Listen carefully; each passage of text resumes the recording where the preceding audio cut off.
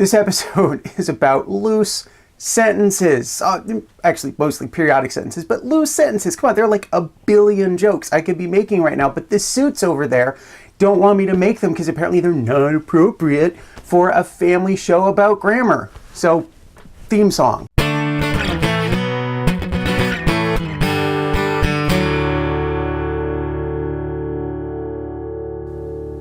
Yep, today's episode is mostly about periodic sentences, and this is maybe something that you've heard from an English teacher somewhere along the line, or you've read in a book about good writing or a book about rhetoric, and I want to clear up for you what they are, show you some examples, and talk about when they're useful.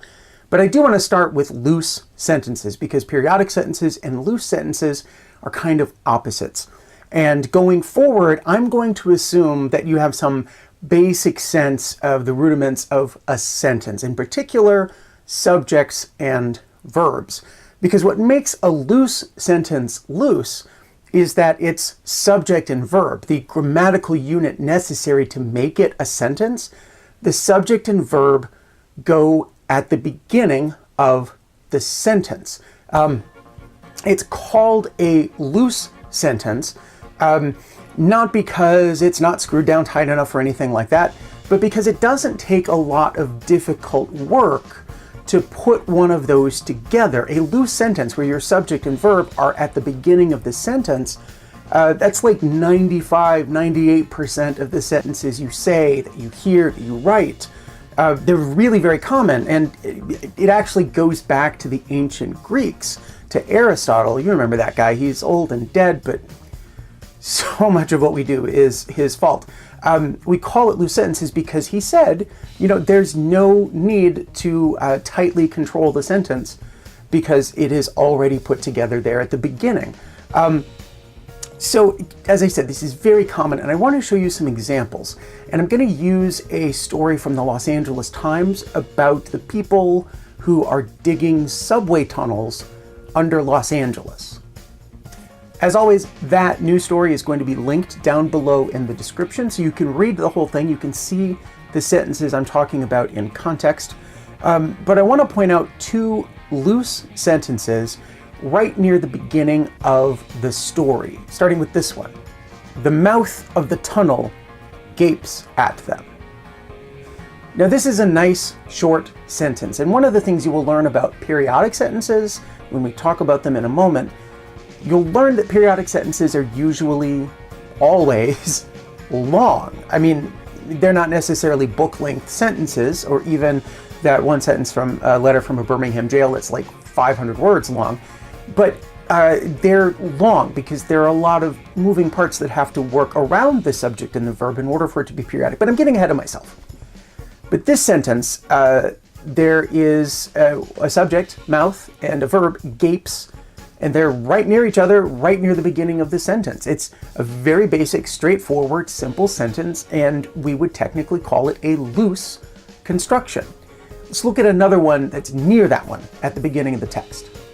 In Qatar, nearly 24 tunneling machines are digging a subway system for the 2022 World Cup. And in China, one company manufactures nearly 50 tunneling machines a year for that market alone. Now, this is actually a compound sentence. You probably noticed that there are two independent clauses, two subjects, two verbs. But the first subject and verb, machines are digging, right near the beginning of the sentence. And even the second half of the compound sentence, you've got the subject and verb, company manufactures, right near the beginning of that part of the sentence. So it's a loose sentence. And loose sentences are really good for situations like the two we just saw. Loose sentences are very good for stating facts or for laying out something very simple. So the fact of the setting, the mouth of the tunnel is gaping at the workers. So it's a nice, short, loose sentence that describes the setting. It creates a picture in our mind. And the second of those sentences, again, it's some very straightforward factual information where there's a whole bunch of tunneling happening all over the world. That's what loose sentences do very well. They convey quickly, clearly, and easily simple information. All right then, what is a periodic sentence? Well, obviously it is a sentence that doesn't have grammatical completion near the beginning of the sentence. There are actually a couple of ways to do this, and the first way that I want to talk about is just very simply putting the subject and the verb towards the end, or at least way into the middle of a very long sentence. This can be done, and I want to show you an example from this story about digging the subway tunnels under Los Angeles. 10 weeks in, and 60 feet beneath the streets of downtown Los Angeles, the miners have clawed through nearly 2,600 feet of earth. Now, the subject and verb of that sentence are miners have clawed. Technically a verb phrase then. But there are 14 words between the beginning of that sentence and the subject miners. So the author, Thomas Kerwin here, has chosen deliberately to withhold on us the miners. This is the first sentence of the text, and it's probably not the first sentence that Thomas Kerwin wrote. He's on email and Twitter, you can ask him, I'm not going to. But it's one that he probably really worked on until he had it crafted perfectly. And what this sentence does, even though it is technically about the miners and what they are doing, the more important information is where they are, and even when they are.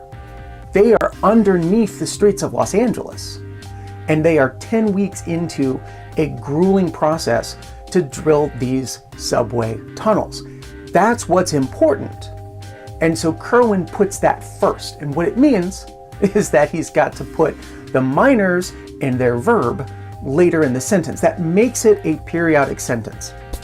Let me show you another one. This is also near the beginning of the text. It's the 7th sentence of the story. Technically, it's the 6th paragraph. Coolers in hand, hard hats and fluorescent vests reflecting the glare of the light towers, they clomp down 7 flights of stairs into a large open pit, shored up by wooden timbers and crowded with vats of grout, portable trailers, and man lifts.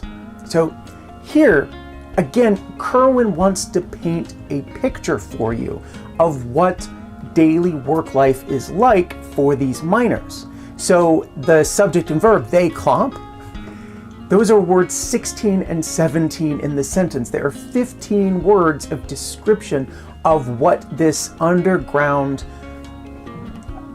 tunnel, there's not another word for it, but this work site, what it is that they're going into every single day. I talked about the specific effects of those 2 sentences written by that specific author in that specific text. But what about in general? Why should you, as a young writer, be thinking about using periodic sentences? What are they really good for? And in general, periodic sentences are good for 2 things. They're good for building tension and for focusing attention. The attention part of it is pretty obvious, right? What you put first in a sentence is the thing that is going to seem or be most important in the reader's mind as they go forward. So, Kerwin wanted us to picture where and when these miners were, and so he put those at the beginning of those sentences we read earlier. So if you've got something like that in hand, you've got a sentence about this particular subject with this particular verb, but there's something really interesting that you want to focus attention on first, then go right ahead. Put that thing first, the thing that you want to give the attention. You don't have to put it in its own sentence. Combining it with the subject and verb that you had planned, that's the thing that creates tension. I know I've talked about it before in this series, but we human beings, we are pattern-seeking creatures. We are narrative-seeking creatures, which means we like things to be neat and in order. And we, mentally, we actually prefer the loose sentence. As listeners, as readers, we want to know as soon as possible in a sentence who is doing what. By delaying that information, by saying, hold on, reader, hold on, listener, you create tension. It's not necessarily something that is conscious in the minds of the readers. We don't think about it when we're reading a periodic sentence like, oh no, I haven't seen the subject yet, I'm gonna go. We don't do that. But there's this little bit of dissonance in our minds. We're like, where is this sentence going? I don't know if this is going to be complete or not. I don't feel right about this. And so creating that tension helps to heighten the point that you want to make. Now, I did say there are a couple of different ways to create periodic sentences. One of them is putting the subject and verb together late in a longish sentence. But let's look at an entire paragraph from this story about the miners, because you'll see the second way in action. And I want to show you this paragraph, not just because of the periodic sentence that's in it, but because of the way all of the sentences in this paragraph work together to get across Kerwin's point. Sometimes called moles, sometimes called sandhogs, the men, there are no women on the shift, belong to a tight confederacy. They can see themselves doing little else for a living. They like being left alone to do their job. They like the variety of challenges, the on-the-spot repairs. They like the community. So you can see that Kerwin is mixing it up here. It's not 5 sentences of exactly the same length. In fact, there's this long first sentence, there's a nice loose sentence for the second one, and then you've got some parallelism in those last 3, starting with they like, they like, they like. And if you don't know what parallelism is, that was the exact previous episode. You should go check it out. But let's talk about that first sentence, because that first sentence is our periodic sentence. The subject, men, it's word 7 in the sentence. And that's not right at the beginning, but it's also not word 15 or 16, the way some of those earlier ones were. But notice what follows the subject. Normally, the verb follows the subject. But in this case, there is an entire clause separated by dashes. There are no women on the shift. And that clause does a couple of things. Number one, it maybe answers a question that you've been wondering, like, why does Thomas Kerwin keep talking about these men? Aren't there any lady miners? There probably are. I'm sure they are. I'm guessing I will get a lot of angry emails, but not on this shift. And Kerwin is pointing that out. But it also serves to separate the subject and the verb. You have this entire clause, plus the visual distraction of the dashes that separate men from belong, which is the verb that goes with that subject, men. So what's happening is that your brain is kind of holding its breath. Your brain is it's that tension I was talking about earlier.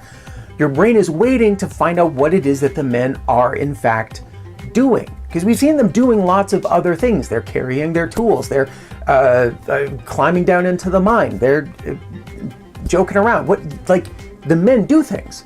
But we don't know in this particular sentence for a long time what those men are actually doing. So Kerwin has managed to create some tension there to get us to pay a little bit more attention to the way that these men feel like they are part of that community, which, the last word of the paragraph. Not only is it something that he creates some tension to leading up to the verb belong, he finishes the paragraph with that word, therefore reinforcing the overall meaning of the paragraph. It's some great work. Now, of course, I have just barely scratched the surface of periodic sentences and loose sentences here. There are entire books on the subject. I'm sure if you go up to the search bar, you can type in periodic sentence and get other people talking about it. But I wanted to make sure you understood at least the basic concept. And I will tell you, I must tell you, Aristotle is also responsible for naming the periodic sentence. It comes from the same root as our word perimeter, for example, because to write this sentence, to get to the grammatical meat of a periodic sentence, you have to go around a bunch of other stuff. And that's what makes periodic sentences so awesome. That other stuff draws attention to what it is and why the reader needs to pay attention to that stuff. And it creates tension. So not only is the reader focusing on whatever element it is that you think is important enough to put before the subject and verb, but the reader is now heightened in his or her reading of the rest of the sentence so that there's a little bit more attention being paid. There's a little bit more active work happening by the reader to figure this out. I want to leave you with a warning. Periodic sentences, those are things that you need to do. If you want to sound smart and you want to sound academic, the periodic sentence is for you. But you can't make every sentence a periodic sentence. It gets old. It gets hard, creating tension over and over and over and over and over and over and over and over again in a row in your reader. That's not going to leave your readers thinking, wow, this is the best thing ever. It's going to leave your readers thinking, what is wrong with this person? I can't understand at all what they're saying. So use some judgment. And I cannot stress enough that paragraph that we looked at just a little bit ago, where we saw periodic sentence, loose sentence, set of parallelism. That is a beautiful mentor paragraph. Like, print out that article, cut out that paragraph, tape it to your mirror at home, read it twice a day, tape it to the inside of your English notebook. Because if you can turn out one paragraph like that for every essay or every text that you write, you're going to be making a significantly positive impression on your teachers. That is a beautiful paragraph. And it's not beautiful because it's got a periodic sentence in it. It's beautiful because it's got variety with a purpose. That's what you want to do all the time as a writer. There are a couple more episodes left in this series about sentences and some of these last syntactical things that I didn't cover in previous series. I'm looking forward to them, and I will see you for the next one.